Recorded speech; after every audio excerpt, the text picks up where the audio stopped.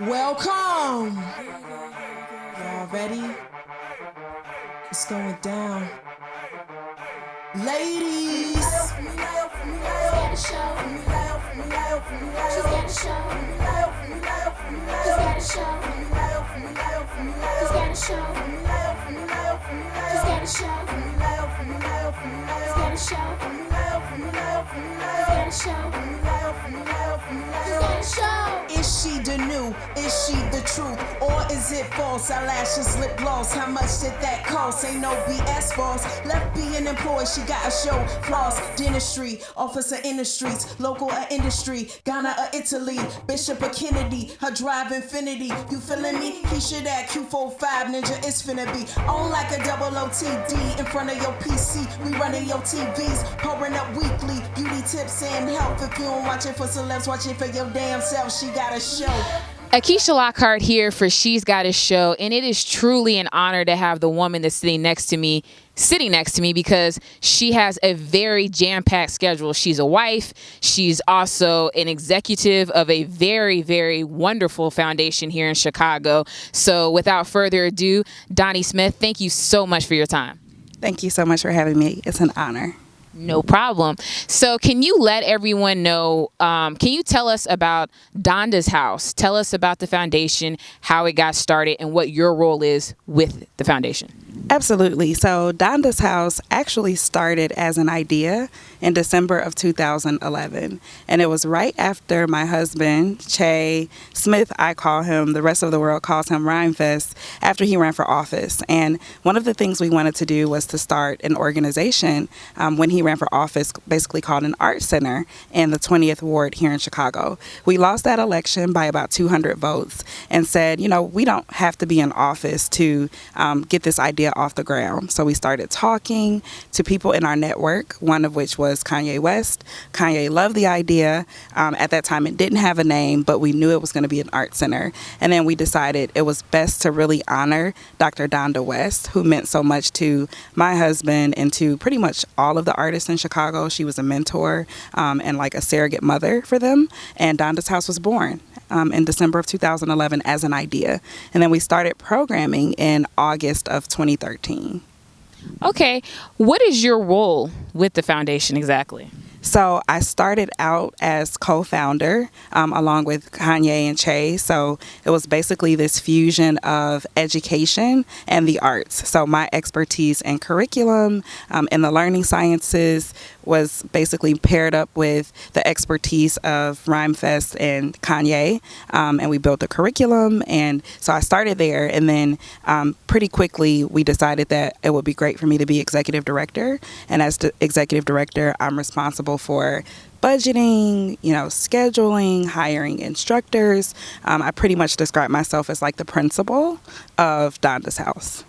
You and I spoke earlier before we actually did the interview, and you were telling me about, in light of all the police brutality that is going on around the world, that you all have actually been kind of prepping your students, educating them on, if you're in a situation, how can you make sure that you don't end up in, a very deadly, fatal one. So can you talk about, what those steps are that you all have taken with your students? Absolutely. So the first thing that we really try to do is just to make sure that there's an open line of communication with both the youth and the staff. So youth can reach out at any time to any staff person, volunteer, if they're having problems. The second thing that we're really doing, and this is more on like a more general scale, is we're working with the Chicago Police Department. We're working with community organizations on a new program called Bridging the Divide.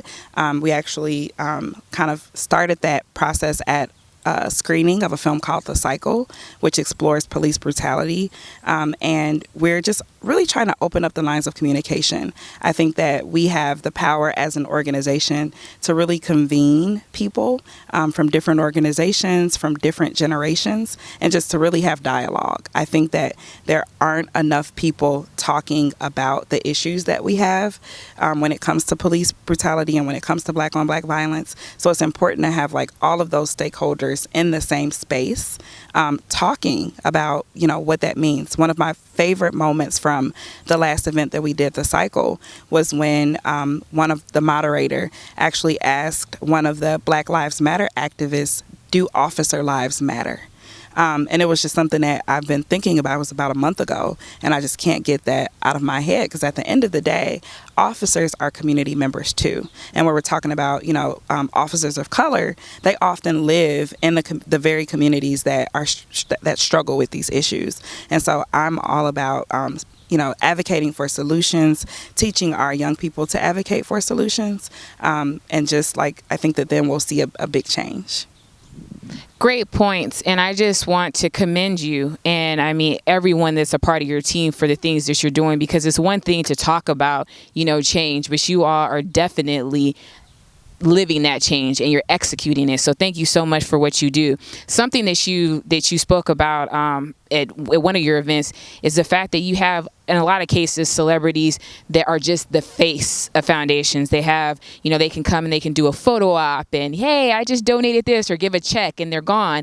But talk about Kanye West and exactly how instrumental is he with Donna's House? So Kanye West, as co-founder of Donna's House, so A, we wouldn't have Donna's House were it not for Kanye's involvement. But then B, Kanye is a board member of Donna's House. And what that means is that he's responsible for advocating for the organization, making key introductions. So when you think about events we've had with artists like Big Sean, when you think about last year us being able to take 15 students to Philadelphia for Jay-Z's Made in America Festival, all of that was pretty much single-handedly because of Kanye and his influence. He does design work for us. Our logo was actually designed by Kanye. And so he works works closely with our other board members in securing relationships and opportunities for us. And what are some things, because I know you guys have a lot of stuff on tap, some other events and things annual that you have that people can get involved in, and just kind of let us know what you have coming up. Absolutely. So on a quarterly basis, we have our Behind series, where basically we bring in influential artists, producers, label executives to talk about the industry and to talk about it in a way that is open and safe. And for example, you know, the last Behind the Mic we had was with Big Crit, and he was interviewed by both Lupe Fiasco and Rhymefest, and it was really cool for Lupe, who is, you know, an artist on Atlantic, Che, who at one point had a record deal with J Records, to have this very honest conversation about the pros and the cons of being a major label artist. So we did that. Coming up in October, we're bringing a gentleman by the name of Amir Wyndham to Chicago. Amir is an A&R executive at Atlantic Records. He's also the executive producer at Sony Pictures. So just incredibly influential, works with Pharrell, Trey Songz, Bruno Mars. Like, he's A&R for all of those artists. So he's coming in October. Neo has agreed to come in to do a songwriting workshop. That's coming in 2016.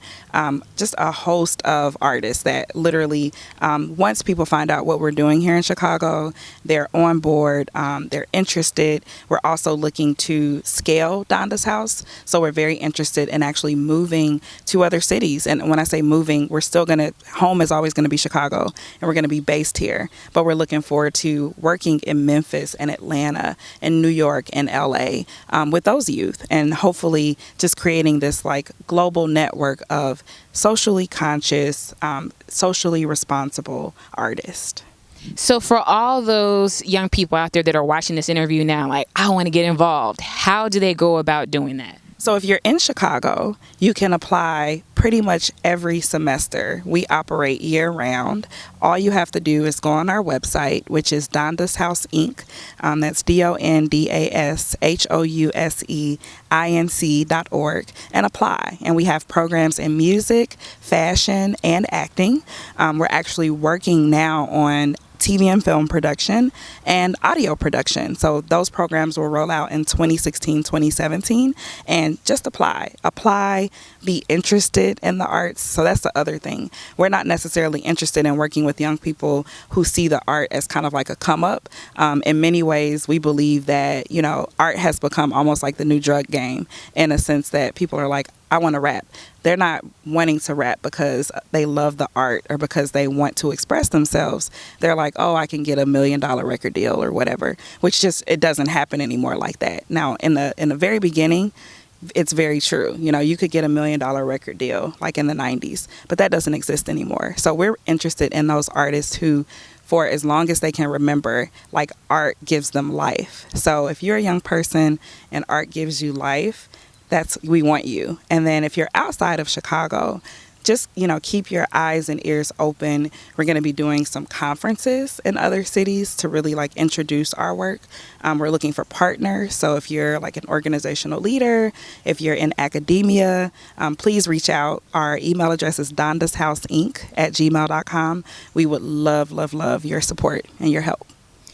Okay, are there also do you have to pay anything to be involved? Is there anything any fees or anything of that nature? So, great question. Absolutely nothing at all. So everything that we do at Donna's House is 100% free to our participants.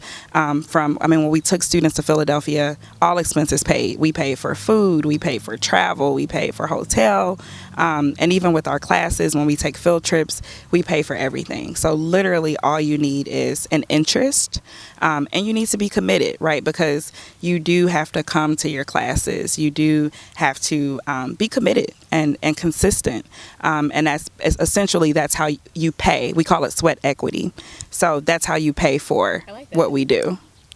And what about, last question about this, because I want you all to go onto the website and check all this out. I'm sure it's all there. But last thing I want to ask about requirements, what is the age range exactly? Great question. So we start at age 14, so high school, freshman in high school, and we go up to age 24. And even after the age of 24, if you're interested in volunteering, teaching, we're always looking for instructors, you can do that too. Okay, so all you all out there, you just heard it from Donnie's mouth. Go online, do the application process, and get involved, because this is a great program. So I want to kind of switch gears a little bit and talk about you outside of the foundation.